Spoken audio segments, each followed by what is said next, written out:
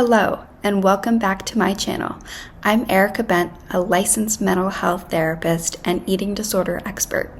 Today we're going to talk about family-based treatment, FBT. What is it? Why is it important? And what are some of the basic tenets of FBT so you understand how to support your teen or young adult with an eating disorder? Let's dive in. Family-based treatment was initially developed at the Maudsley Hospital in London in the 1980s. So it's been around for about 50 years, and we are still learning so much about it as we continue to do research in some of the best universities in the world. In the Bay Area, we're lucky to be close to two of those universities, the University of California, San Francisco, and Stanford University. But back to the Maudsley Hospital in London, how did this all develop? So at the hospital in the 1980s, what they experienced were high recidivism rates for people with eating disorders. What does that mean? It means that individuals with eating disorders were admitted to the Maudsley Hospital for malnutrition or medical complications related to restrictive eating disorders. And what they found is that they would get better in the hospital, and then they would go home and often relapse, and then find themselves readmitted to the hospital weeks or months later. And this would happen multiple times, sometimes 3, 4, 5 times. Patients were not getting better. So what they decided to do was a very innovative approach to eating disorder recovery at the time. They brought in parents and family members or guardians into the hospital and trained them on the approach that the nurses and doctors were taking with the patients with eating disorders. In short, they helped them learn how they were supporting their loved ones with refeeding efforts. Refeeding meaning how to eat again and how to support the challenges that came with eating, meaning managing distress, managing intense feelings of guilt, staying calm and being persistent, ensuring that they were completing it no matter what, so that they were getting physically healthy in order to promote their psychological health. The Maudsley Hospital pioneered this approach and supported their loved ones with helping recovery at home. And what they found was incredible. The rates of hospitalization decreased precipitously. Yes, people were getting better and they were staying out of the hospital. So what they were doing worked. This has become the foundational approach for family-based treatment.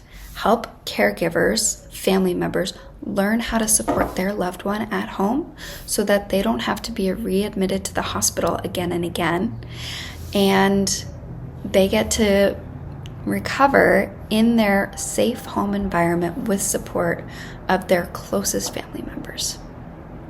So let's dive into what are some of the main tenets of FBT. The first tenet of FBT is the agnostic stance. What this means is that we don't have to know what caused the eating disorder in order to treat it. And we do this with a lot of other illnesses. So, for example, cancer. There are so many carcinogens in the world. If we were to try to understand what carcinogen caused this person's cancer, we would be going down a deep rabbit hole. And likely we would find a lot of things could have caused this. And we don't know which one exactly. We don't need to know in order to treat someone with cancer. We don't go down that rabbit hole. But for whatever reason, we do this with mental health illnesses all the time. We try to find the root cause. In eating disorder recovery, because it's a multifactorial illness, meaning there are so many factors that contribute to the development of one's eating disorder, we don't want to get lost in that rabbit hole, so to speak, because as we're doing that, someone often gets sicker. So the agnostic stance means we're going to just focus on treating the person with an eating disorder and making important behavior change and promoting the psychological recovery. And if we identify a particular root cause and we can treat that along the way, we will, but it's not going to be the main goal of our treatment, and we don't want to get sidetracked. So instead, we're going to focus on helping someone get better and not focus on that root cause. The next tenet is that parents are considered the agents of change in their loved one's recovery. Family is an important resource, and we're going to focus on parental empowerment. Historically, in eating disorder recovery, parents were often blamed for the eating disorder development. This is false. It's a myth. Parents are a resource. In fact, they're one of the most important resources in their child's recovery, and we want to invite parents to take an active role in supporting their loved one get better. So parents are tasked with doing a lot of the interventions at home, if you will, a lot around refeeding. So we want parents to be in charge of the meal plan.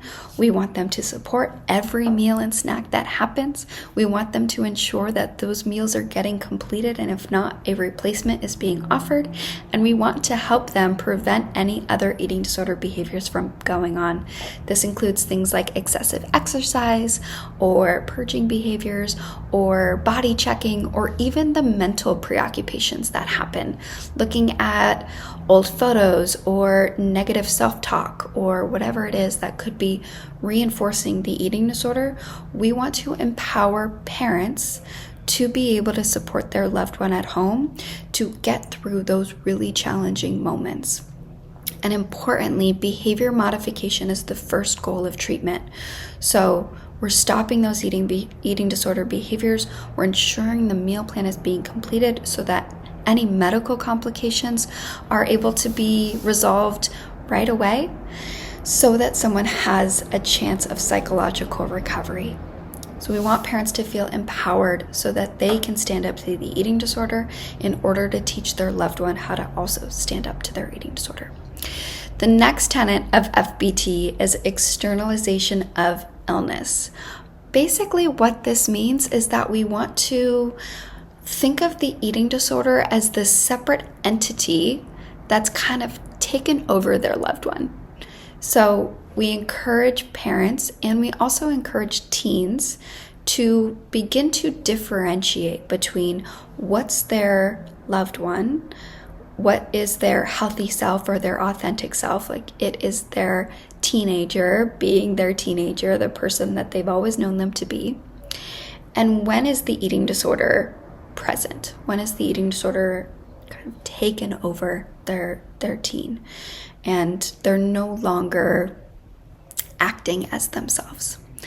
And this could be very clearly eating disordered behaviors or eating disorder thought process. For example, you're presenting a meal and your teen starts to negotiate. I don't want to have that rice. That doesn't meet my meal plan. You know, I've never liked that food, whatever that may be. That is clearly coming from an eating disorder. There's other times where it's more nuanced and it's more complicated, like, Mom, stop trying to be my therapist. You're not my therapist, kind of thing. And maybe they're getting angry at you because you're talking to them in a particular way. Is that the eating disorder trying to negotiate or get away from something you're asking them to do? Or is that your teen just feeling really frustrated because you're approaching them differently as you're navigating how to support them with their recovery? Those are going to be trickier moments that are hard to differentiate, but our task is to respect your teen's sense of autonomy and agency when you can. But when it's the eating disorder, we want to stand firm in what we know is expected for their recovery and their treatment and not give in and not accommodate and not negotiate. And so our job is to separate them from their eating disorder so you know how to respond accordingly. Equally important, separating your child from their eating disorder will help you as a caregiver be able to cope with the challenges that come towards you. So if your teen is angry with you or they've shut you out or giving you the silent treatment, whatever it is, it can be easier to digest that that's the eating disorder shutting you out, or that's the eating disorder yelling at you, or whatever it is, rather than it being your child. And so it's a great coping mechanism for you as a caregiver to also practice this externalization of illness.